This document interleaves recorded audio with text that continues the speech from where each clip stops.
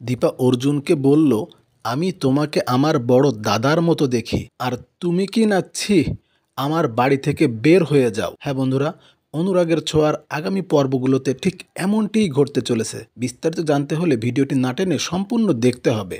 মিশকা যখন অর্জুনের লেখা প্রেমপত্র তারা হাতে পায়, তখন মিশকা দীপার কাছে অর্জুনের প্রেমপত্র নিয়ে হাজির হয়ে মিশকা দীপাকে বলে, এই দেখো তোমার অর্জুনদার চরিত্র কেমন তুমি দেখো। তখন দীপা মিশকাকে বলে, খবরদার তুমি অর্জুনদাকে নিয়ে একটি বাজে কথাও বলবে না। তখন মিশকা দীপাকে অর্জুনের প্রেমপত্রটি দেখায়। প্রেমপত্রটি হাতে পেয়ে দীপা হতবাক হয়ে যায়। দীপা মনে মনে ভাবে, এটা কিভাবে সম্ভব? আমি তো সবসময় অর্জুনদাকে আমার বড় দাদার মতো দেখেছি, কিন্তু অর্জুনদা এইভাবে ভাবলো কিভাবে? তখন দীপা মিশকাকে বলে, এটা নিশ্চয় তোমার কোনো চক্রান্ত।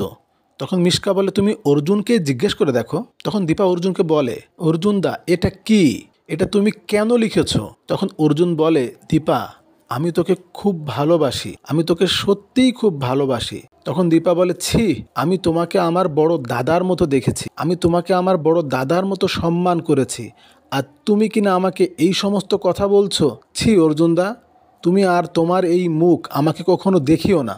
তুমি আমার বাড়ি থেকে চলে যাও, তুমি আর আমার সামনে কখনো এসো না। বন্ধুরা, তাহলে কি দীপা আর অর্জুনের সম্পর্ক এখানেই শেষ হয়ে যাবে? দীপা কি কখনোই অর্জুনের মুখ আর দেখবে না? জানতে হলে দেখতে হবে অনুরাগের ছোঁয়া। আর অনুরাগের ছোঁয়ার সর্বশেষ আপডেট সবার আগে পেতে আমার চ্যানেলটিকে এক্ষুনি সাবস্ক্রাইব করে রাখতে হবে।